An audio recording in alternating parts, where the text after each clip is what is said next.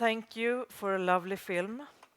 What we just witnessed was the Swedish premiere of Miss Julie. As a first question, what comes to your mind now in this moment when Sweden just saw Miss Julie for the first time? Well, for me, movies is so much part of life, and things that I miss in life, and things that has been so fulfilled in my life, and if I could actually move away just for a moment from the movie, because I always want to describe, why we are and who we are. When I was a little girl,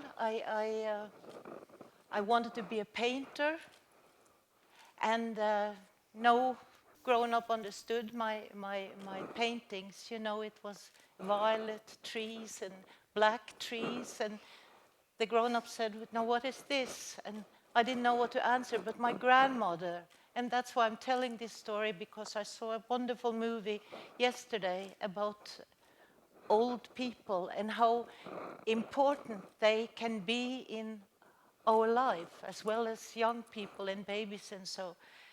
My grandmother, who I was very close to, and I would sit on her lap and she would look at my drawings, and she said, "Oh, Liv, what wonderful trees you are making."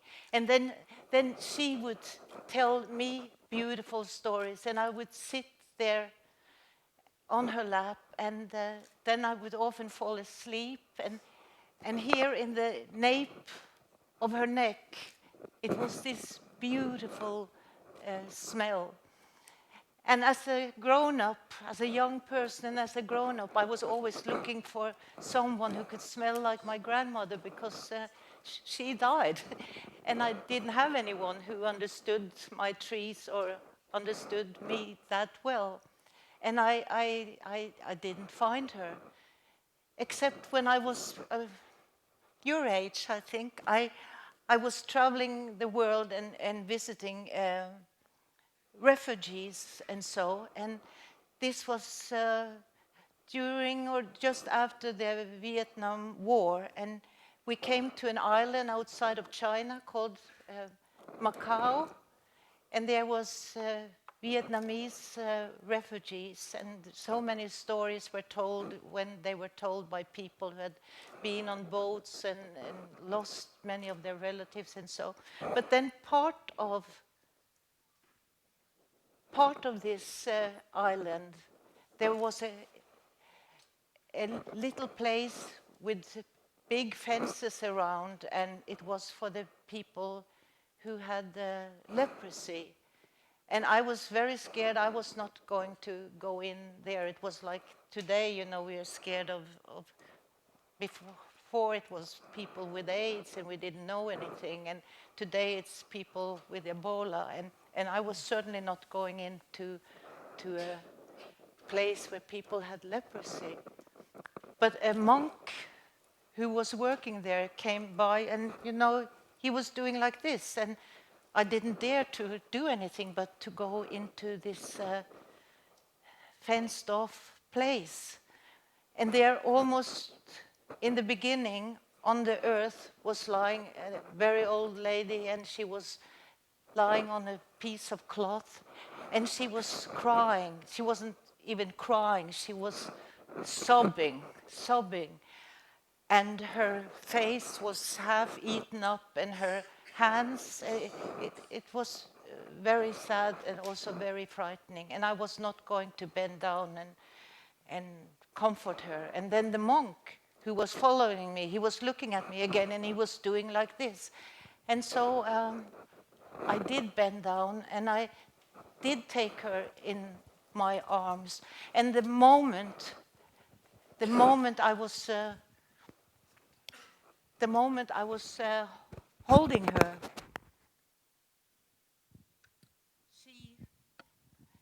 no one heard anything? Yes, it was a disturbing noise. I'm sorry. Yeah, I'm sorry. So the moment I was holding this sobbing old lady. She made that sound like little babies do when you hold them. And she was leaning her head against me, and there in the nape of her neck was the smell of my grandmother. And I think we are so unique and we are so special that I believe my grandmother is everywhere, my sister, my best friend, so many things, and that is what I'm hoping to do. In the movies I do, whatever I write, also trying to do as a human being. I'm not that good at it, but when I can do it through art, it feels better. And I'm just telling that story because this is also a film very much dedicated to my grandmother, very much because of the movie I saw yesterday, which was very, very moving. And because this is also what this movie is about, although it is about young people in distress, young people, as I said in the beginning, who are not seen where they really should be seen and not heard where it was easy to hear them behind their words. So that's what I was thinking when, when you were seeing the movie. For the first time it is shown here in Sweden, and I wish it a happy journey. Thank you. It's interesting with the theme of humanity. I've always perceived you as an actress and an artist with, well, displaying great humanity and also in your personal life. And so I just wanted to jump now and dive into, to start with Miss Julie, the film that we just saw. And before the film, you said that the producers wanted an English-speaking film. But I just wanted to rewind a little bit more, because at some point you must have made the decision to once again direct a film, because it was 15 years ago now since you directed Troell, Faithless. So how come that you felt that the urge of directing another feature film? Well, you know, I'm Norwegian, and why it became Miss Julie is because I wasn't that interested, to be honest, about Strindberg, because I thought he was so dark and I hadn't been occupied with him. You know, if I was to do something, it may have been Ibsen. But when these English producers asked me, we want you to direct a movie and make up a story or base it on something else. I just came from a work I'd done in Australia and in New York, which was a Streetcar Named Desire by Tennessee Williams. And he was so in awe of Strindberg, and so much of In the Streetcar Named Desire was based on what he had found in Miss Julie. And I read a lot about Miss Julie and about Strindberg, really to understand Streetcar Named Desire. And I had Kate Blanchett, who's a wonderful actress, playing Blanche. And there was so much that she was doing that again and again brought my thoughts to Strindberg. And then when I was finished with that, I read a lot about Strindberg. And then I come to Berlin, and I met these English producers, and they said, but what we want you to do, it has to be about a lady in need or something, they said. And, and I said, well, what about Miss Julie? I swear to you, they did not know what I was talking about, but they were this kind of producers that they immediately said, oh, wonderful idea, wonderful idea. That's what they were thinking of too in the end, you know. And so it became Miss Julie. And the fun thing then was to sit there in United States and read a lot of translations of Strindberg in English, in German. Not that I'm great in German, but I know some. And of course I had the Swedish original. So when I wrote adapted the script, I had so much to choose from, and all the best ideas of people that had translated Miss Julie. So that was a work of joy, really. And I wasn't thinking of making a movie because I was happy directing in the theater. I was happy acting in the theater. I was happy when people asked me, what were you doing? And at the moment I didn't have anything to do. I said, oh, I'm writing a book. And that's very easy to say. Because sometimes you do write a book. So that's why it became Miss Julie. And in a way, I'm happy it was in English, because that also gave me the possibility to remove myself also a little from the original story. Not the storyline, not the heart, nothing of that, but somehow translate it to another language was very good for me. So what was it that you wanted to bring to Miss Julie with yourself? I mean, what vision did you have of your version of Miss Julie? I took out immediately, which Strindberg had in his play. If you read the foreword he wrote for Miss Julie, he is very hateful to women. He really did not like women too much. Or he probably loved them too much, and that's why he didn't like them very much. And I took out, because he wanted it to be played, not with an intermission, so he put in the middle a scene where people of the farm, they come in because they know nobody is there. They know maybe Miss Julie is there. They knew nobody was there, and they did their yearly ritual in the kitchen, having sex and doing other things, and some of them really horrible. And most Midsummer people, orgy. An orgy was, I didn't remember it in English. Yeah, it wasn't, really it was. And to me, it doesn't have anything the way I was looking at Miss Julie. I was looking at Miss Julie as a play about three people and three very different people. I know for some, maybe the orgy in the middle is great. Wasn't for me. So I took that out. I took out a lot of the description of the mother, and I would have done that also if it was me directing in the theater, because that comes very late in the movie, very, very late, that suddenly she starts to talk about the mother, and the mother, you know, set fire to the house, and the mother was like this and this. I didn't feel that was important. To me, what was important was to show little Miss Julie as a child alone in a house, like nobody else was there, and also to show the love of nature, something she could relate to, and very much the loneliness also in terms of meeting other people and talk about that. But with the mother, I have her tell that the mother taught her to hate men. And that is part of her story, and that I kept. Also the longing for the good mother that she wished maybe she had. So she's even carrying, you know, the picture of the mother in her belt.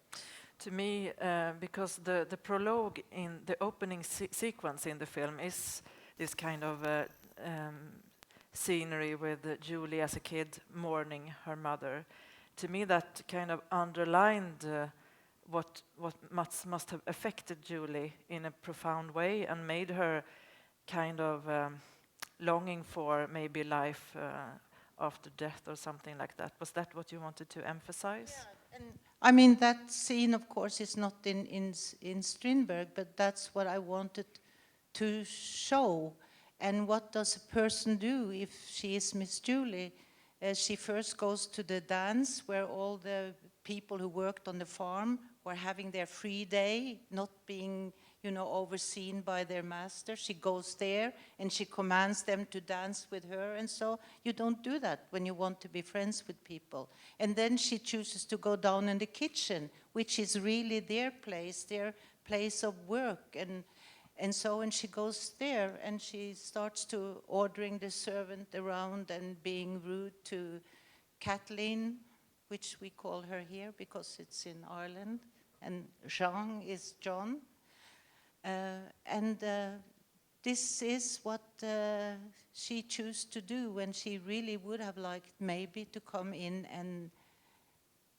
and see, can I be friends?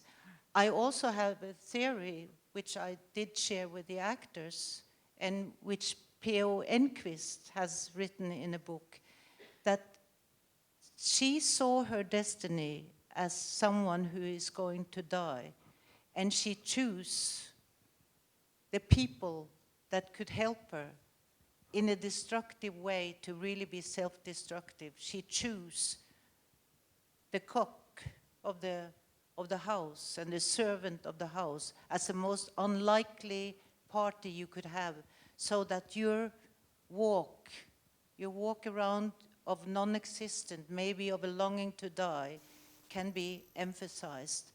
And Strindberg has in the end that Jean or John is the one who more or less is hypnotizing her to ask for the shaving knife, and more or less is seducing her to do this. I do not think that. And there's nothing in the text that says Jean is the one who takes the initiative for that. But I feel she is the one.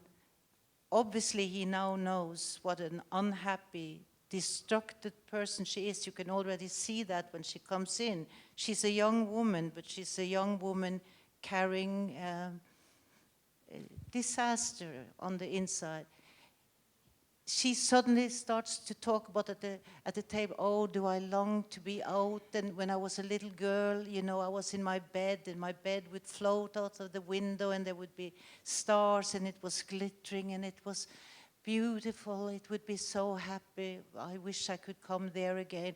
And suddenly, and this isn't the answer, but it's my answer, and I think it was Colin Farrell's answer. He sees that maybe what she needs is a way to come out of this misery. He knows for sure she's leaving, and he gives her the knife, and he allows what happens in a very bad way, but that is what he does. And P.O. Enquist says that she is the one who sets up her murder. I'm not saying this is an answer, and I think that is what is fantastic with films, fantastic with theaters, and when we listen to orchestra, when we see a ballet dancer, and he jumps up in the air, and you know, for 3 seconds, he's longer in the air than it is possible. It's only through art. Miracles happens. And I don't know if this is what Colin really felt, or if this is what Miss Julie, Jessica Chastain, really felt. But I gave them that possibility, and it's not what you have to feel, but all of these possibilities are in a wonderful drama. So yeah, maybe she went down to make the scene for her own death, or maybe not. I actually asked Colin, when I met him in Toronto when we had the world premiere, I asked him, because I felt all the time, you know, that you really loved her. And also when you start to hate her, it's, you know, defending yourself. But your story, when you say as a boy you loved her, and so that is true. And I always felt that is what was your feeling too. And you don't ask actors, so what are you feeling now, and tell me in detail so we can make it clear. We talked about things, but we never say, this is so and so. And he just looked at me and said, so what do you think? And suddenly, while I was editing, I started to have this feeling too. Colin, who is the most beautiful, beautiful actor and spiritual man, I thought, he has fooled me. He never loved her. And he was playing or feeling in the inside, I never loved her. So when I finally say to her, you believe that? You open your legs because you believed I love you? Oh, stupid. I never liked you. And he looked at me, and suddenly I thought, he deceived me as a director. That's a good actor. and that's a good actor. But at the same time, that is what it's all about. When I did something, maybe you have scenes from a marriage. Ingmar didn't know everything I felt and what kind of facet I gave to that, and he doesn't want to know it because he wants to know my interpretation. And as long as it is not ruining or against what this movie is, then that is good. And that's what artists is about, and that's what culture is about, you know. We can step over the borders, and not with a gun in our hand, but step over the borders and, as I said in the beginning, tell people who they are and why they are. And that's why art is so much more important today than it was when Strindberg wrote this. Mm-hmm. And that leads us to dive a bit more into acting, the art of acting. I often find it hard to speak about acting because it's a non-verbal art form. But let's try anyway. And there is, as an example, there is one scene in the film that we just saw, in the seduction scene in John's bedroom, where the camera is displaying Miss Julie's face and Jessica Chastain's face. And to me, I just feel like I can read her mind. She is kind of speaking in my head. And I totally feel that she's having an out-of-body experience, and just knowing that this has to happen. She's kind of doomed. She has to go through with the seduction. This will lead her to the point of no return, but she's kind of, you know, she knows all this and she feels that she has no choice. And that is very good acting to me, that I get so much into my head just from looking at her face.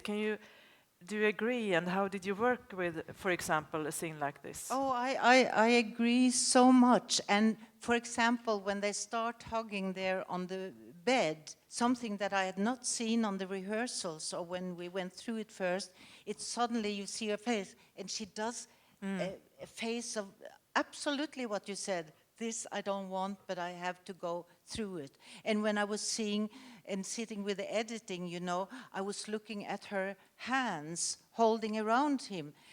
And she had fooled me again, or it was different.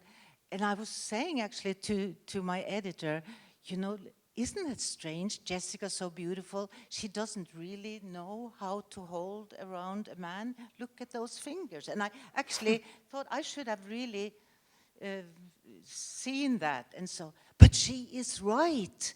And it was me who had a completely different thing. And this was a detail of her, that sudden face of disgust, those hands. And I thought it was wonderful. And Colin told me, Farrell, when we were in Toronto, and I met her again. She is the sweetest, nicest young girl. She was like in her late 20s. Beautiful, beautiful.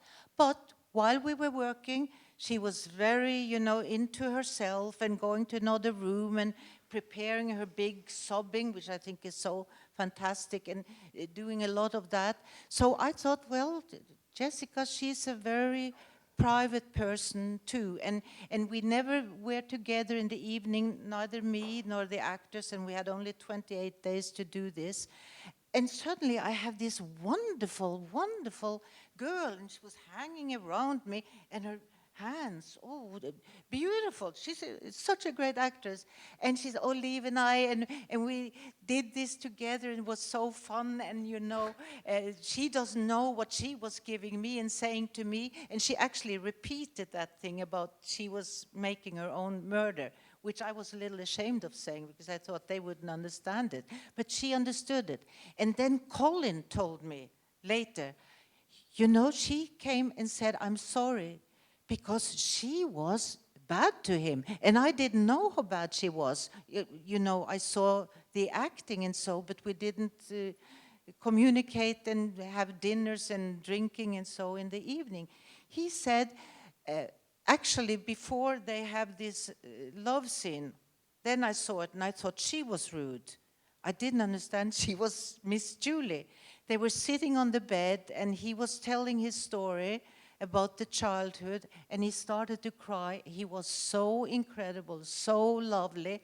And when he had done the first take, she says, listen, this isn't right, you know. No man will ever cry like that in front of a woman. I mean, this is all wrong. You shouldn't be crying. And I was shocked. I was going to take her out and say, this is not how actors are talking. But I didn't do it. But this is, once I overheard it, but I hadn't overheard a lot of other things. But I understand now, it was not Jessica saying, you know, man doesn't cry in front of a woman. It was Miss Julie. And I have never worked with actors like that, because, you know, when I'm acting and I have something difficult and I'm told to go there and there, I do it and I'm crazy but the moment the camera says stop, oh, happy, and I'm ready in my thing and I'm leave. But this was not Jessica, and I respect that a lot, and I left her in peace, and I talked to her, and she knew all the time, and that's why I started with that first story. She knew I was watching, and she knew I heard her. She knew I understood her. She knew when the thing was over. Several times I came over to her, because she said a lot, oh, I shouldn't be doing this in front of you, and you are such a good actor. Oh, I'm so bad. And so many times after, I would go to her and say, I mean, you are so incredible. I would never have had that gleam in my eyes or something. I would have maybe gotten more for sympathy and more for big things or whatever.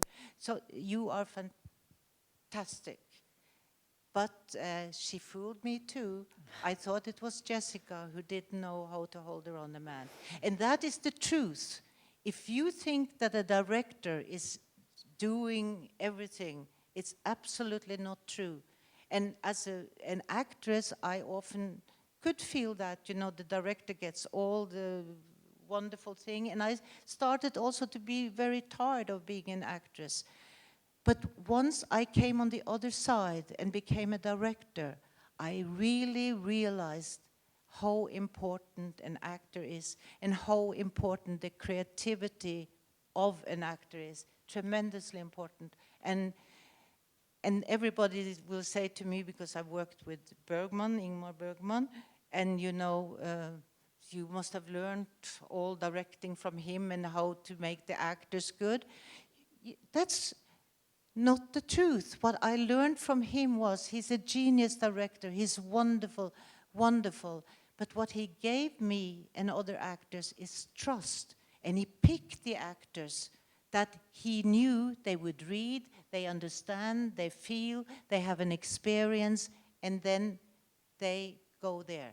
The bad directors taught me what not to do with an actor. Like saying to Jessica, I think your hands are really strange. And so I could have killed that idea, because then she would have had to explain to me. And then I would have to look at her all the time, what strange thing she's doing, and compliment her for that. But, bad directors, they say, you come into the room and you're so in love, and this is how you breathe, and then you count to 3, and then you say, I love you, but say it very fast, and then take a pause and say the next thing. You know, you can't do it. You really can't do it. But nobody asks Ingmar, why are you always working with the same photographer, the same actors, the same things? Of course you don't do that. He's a man and he's a genius. But with women, it's a different thing. So, so to direct, you have to be very good.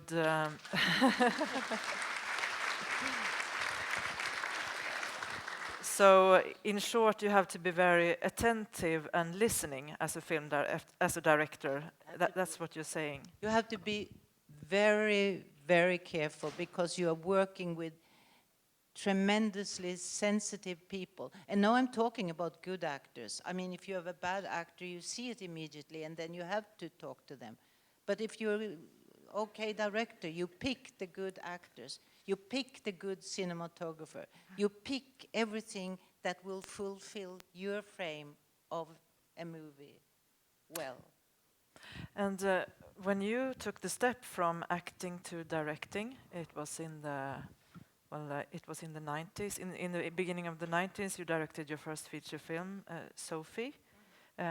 with, among others, Gita Nörby, who we saw yesterday in the opening film. She was also present, by the way. But what was the hardest thing when you took the step from acting to directing? For me, it is, as I said, I'm Norwegian and I know my Ibsen very well, and I played Nora in the Doll's House 1,000 times, in the theater, in the radio, on Broadway, and for each time she became different but also the same, and I loved her. And Nora is, you know, the typical woman at that time, in the beginning of the 19th century. And today, you know, we dance around a little to maybe get what we want, and we are, you know, somewhat scared of giving orders, and so we order something and we say, I'm sorry. And that was me. So in the first week of doing Sofia, you know, I was the director and I'd written the script, but that meant nothing because I was, you know, the little girl whose paintings nobody understood. So I went to the cinematographer, can I go and get you some coffee? You have some? I spent so much energy and time the first week dancing around. And then suddenly I felt, oh my God, I have an opportunity here to be real, to really believe and be who I know I can be. And having acted for so many years, that was the best school I ever had of understanding actors, because I know everything that you mustn't say to an actor.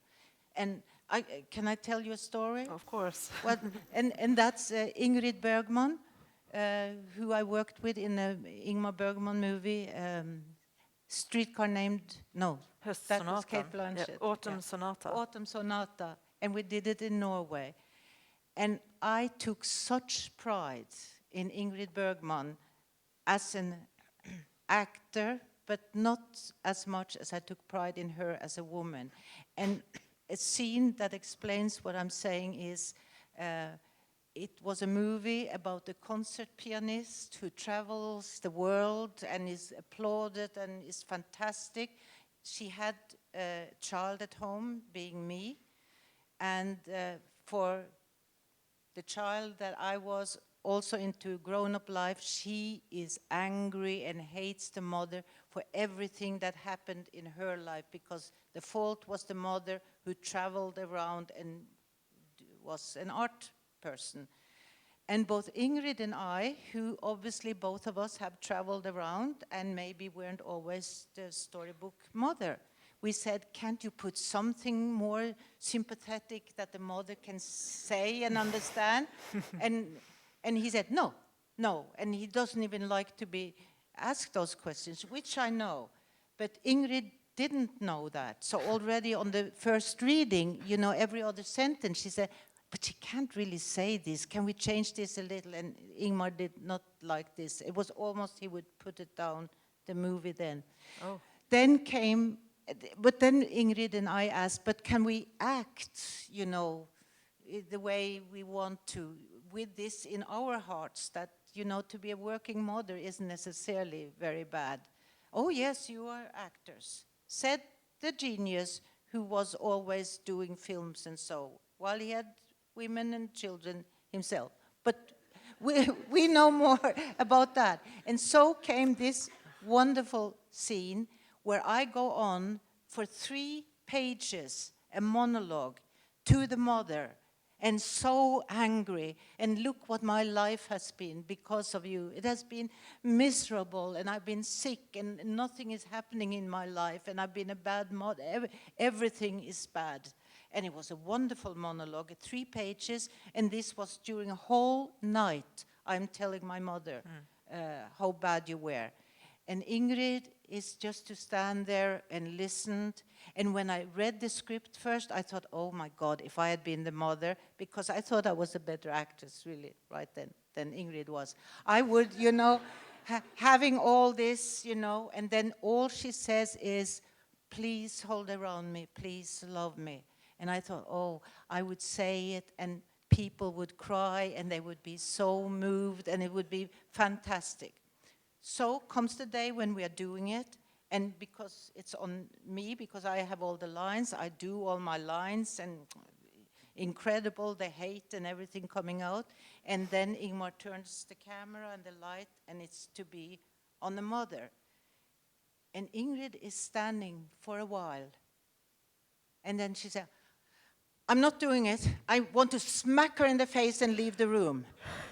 It was terrible. And we thought the movie is over. And Ingmar screamed to her, and she screamed back, and they screamed and screamed. And then they went out of the studio, and we heard the screaming out there. The movie is over. The movie is over. This is really true. And suddenly it became quiet. The door opens. The genius came in, Ingmar, and the actors came in, quiet. And the camera is on her, and she comes with the lines. Yes, she says the lines.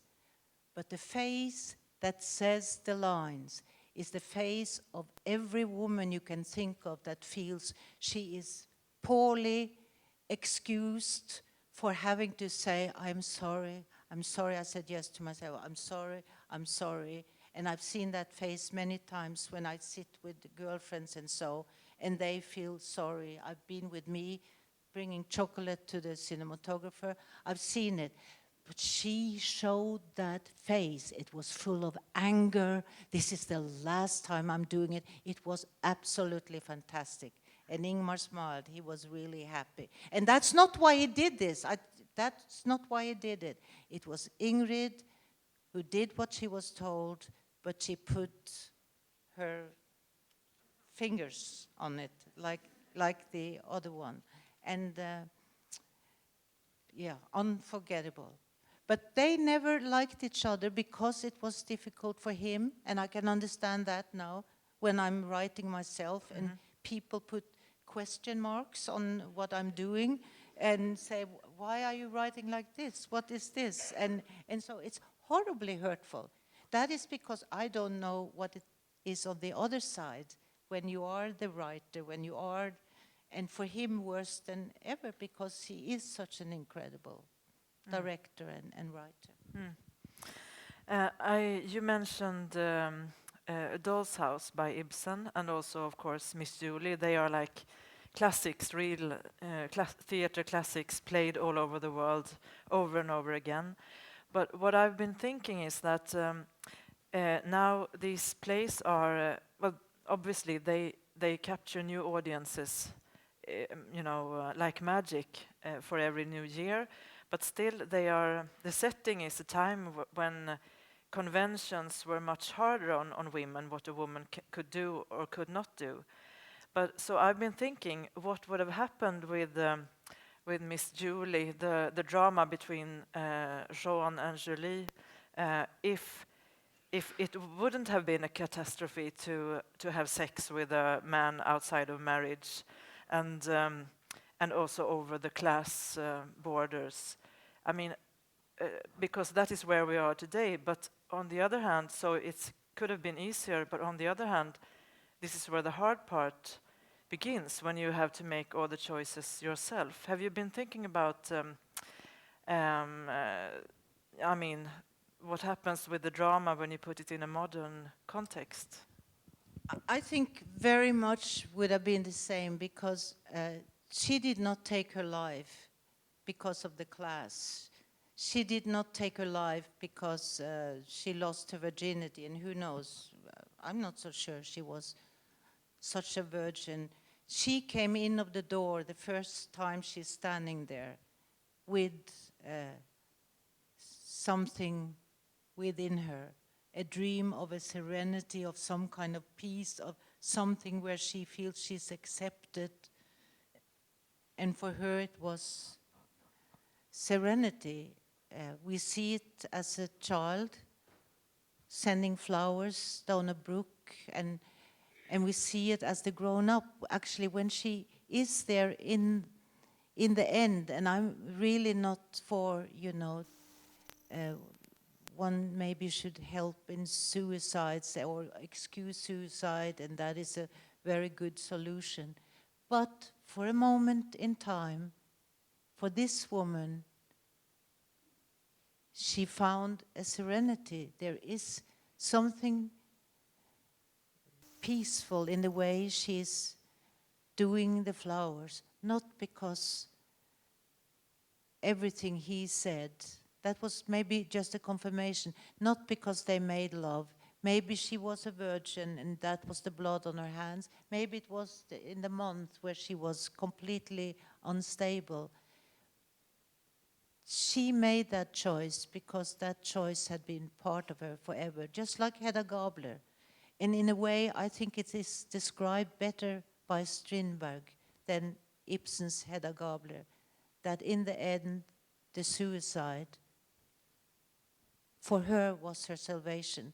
And you know, with John Chung and Kathleen, whatever they were thinking of, whatever plans they made, it was never one of non-existence. For Miss Julie, I believe from the beginning, non-existence was the answer. I've been comparing the theme with. It's interesting when you compare the themes in the films that you self choose to direct. To me, there's a similarity because they are kind of all about a woman trapped in convention and the rules of society and trying to break out and find her own way. Even if it's a destructive way in Miss Julie. But so, for instance, Kristin Lavransdotter that you made into a film, that is like Kristin Lavransdotter is living in medieval times. It's kind of an honor culture, really. She has planned marriage to look forward to, but she falls in love with another man. And also in enskilda samtal, private conversations, and trolösa, faithless, both scripted by Ingmar Bergman, is also about, even if they are not living in the medieval ages, but still it's a few decades or 100 years ago, and the women are trying to break out. How is that a coincidence that you have chosen those stories, or how does it relate to you? Well, it's probably not a coincidence. Maybe I'm attracted to this. But I'm not, the most known scriptwriter in the world, so everybody's queuing up in front of me. So I say, well, this one has to do with what you're saying. And so that's not the truth. But I have been lucky, and I believe sometimes that luck is part of your fate, that I have been offered movies where I very easily can see that this is the solution. Kristin Lavransdotter, she chooses God in the end over love, and for her a destructive love. And all of them makes a choice. Actually, Miss Julie is the first one that doesn't really make a choice. She just allows herself to go the way I think she always wanted to go. And time flies, really. There's so many things I want to ask about, but I'm sure other people in the audience also have questions. So let's open up for if anybody has a question for Liv Ullmann. Yes? In the beginning of the movie, we heard... Please, is there an audience microphone? do no. you hear me, although? Good. In the beginning of the movie... I will repeat the question, so please form the question. Very, very short part from The Magic Flute. In the opera, it's sung by the Papageno character. In Swedish, the text there, or the lyrics there, are something like en god och trogen maka vill Papageno ha. Have you used this as part of an irony when it comes to the part of John?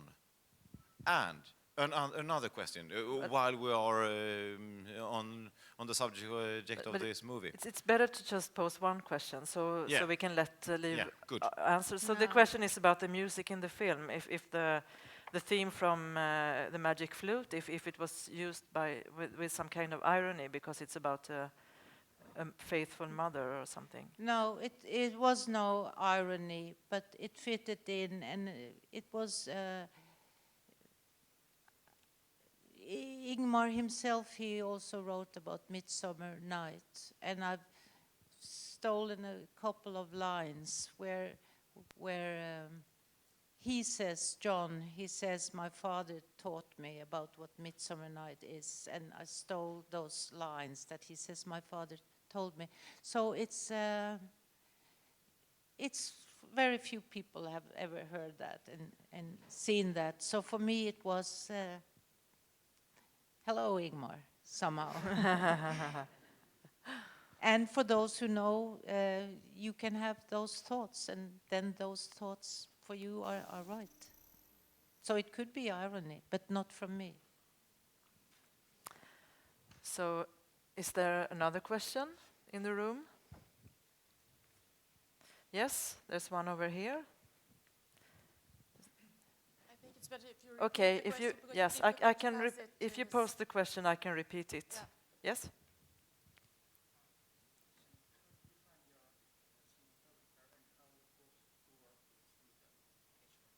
Okay, so how did you find the cinematographer of Miss Julie, and what was it like to work with him? He's a fantastic cinematographer. He's Russian, doesn't speak very much English, but he understands storytelling. So we told each other stories, and I wanted to know that this is a film. And of course you don't really see it's a film because it's digital, shown digitally the projection, and whatever. Yeah. And there's very few places in the world, can see a film as a film. 35 millimeter, you mean? Yeah, but that's what I call film. I'm not there that I call digital a film, because there is a difference with the light.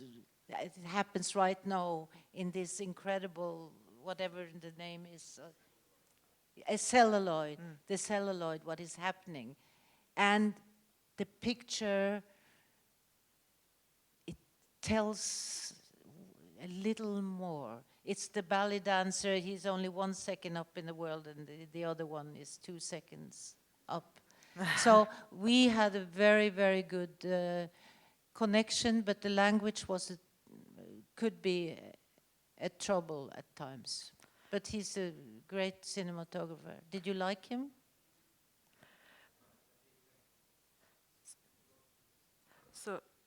So you did choose to shoot the film on.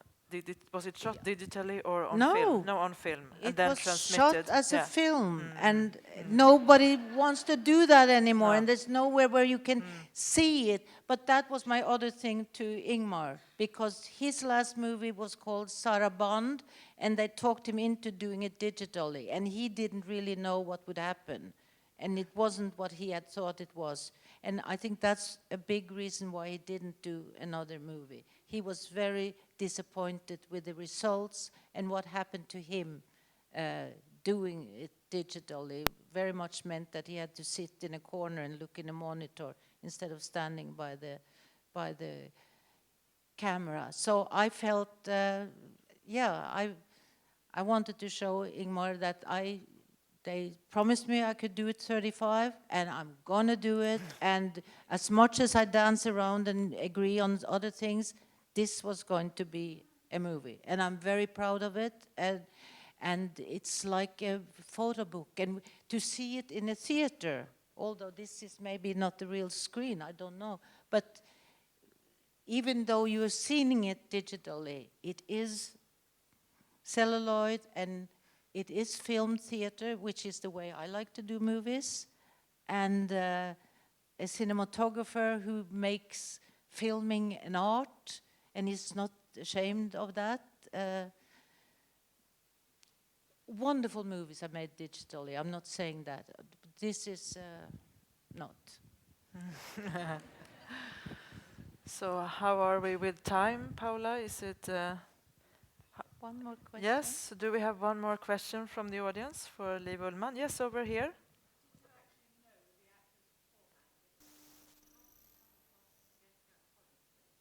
Yes, did you actually know Jessica Chastain and Colin Farrell and Samantha Morton before, or how did you cast them? I didn't know them personally, but I'd seen them in films, and in the beginning it was Kate Blanchett, but then it took too long and she had to go on something else because we had worked together. And then I saw many movies that year when I was casting with Jessica Chastain. I think she's incredible. She's wonderful. So I went to Los Angeles and we sat down. Of course, she shouldn't audition. You know, you don't audition. But we talked to see if we had a connection, and we had. And when she went to theater school, she had also played Miss Julie. And oh, she had so many ideas, and she was wonderful.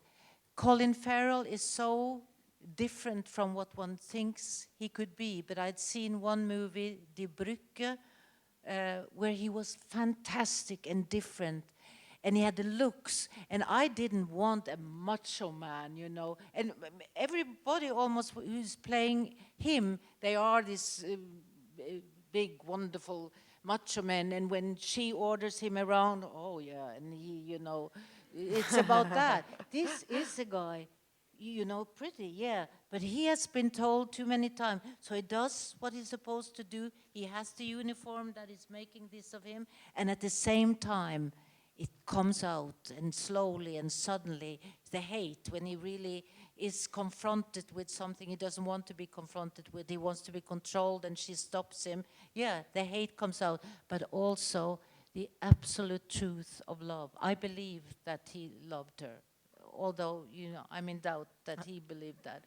So I called him on the phone, and it was a very interesting talk. He didn't know Strindberg, hardly knew where he came from, but the way he talked about the thing, and he had the script, and he loved it. He couldn't believe that such things were written. And then I said, and he told me later, I said to him, you know, we have like 6 days of rehearsal and then 28 days to do that. You must know a little of the words when you come. I said it that carefully. He came first rehearsal day, he knew the whole thing. The whole thing, he said, I sat on airplanes and I was reading and they came out, people thought I was crazy. I sat in trains everywhere. Strindberg followed me, and I think what he made is fantastic. Samantha Morton was my absolutely first choice, and I called her and I said, I think you're a genius, I think you're wonderful, and if you say yes, I will make this part bigger, because her who knows what class is and is proud of the class she is and stands up for that, and who is religious, and she has the book and she has the answer for life, and then suddenly she shows compassion and care, and she is the one who wipes the blood of her face and reminds her of what there is in the Bible, as hurt and as wounded as she is. And I think she did that incredible. I think she's such a great actress, and it's about 3 people and not about 2.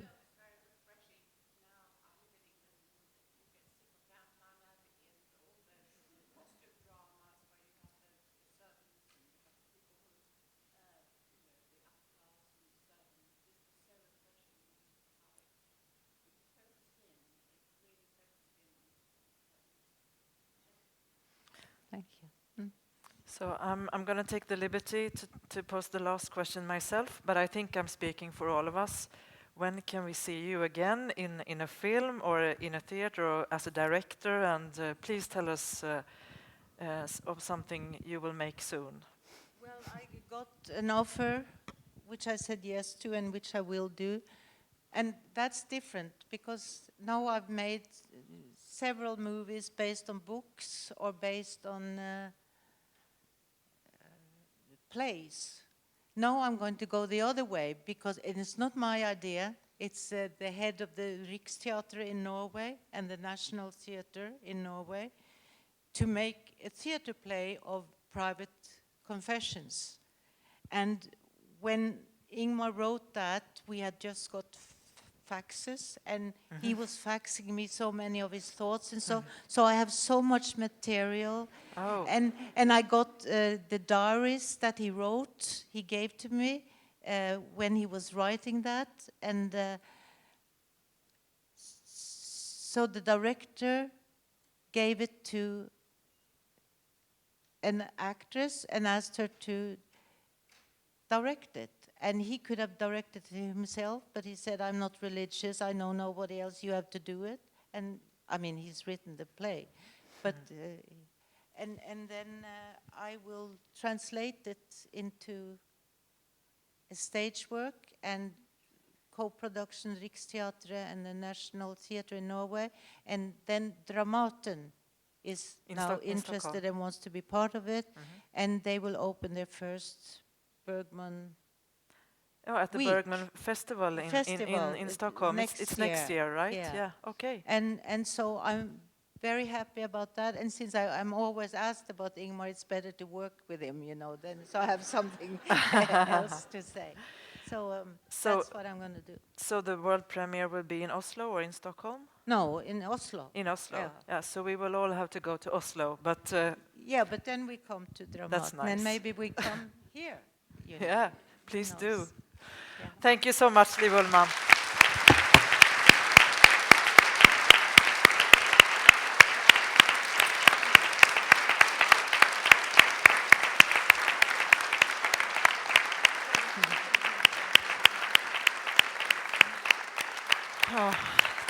Tack ska du ha.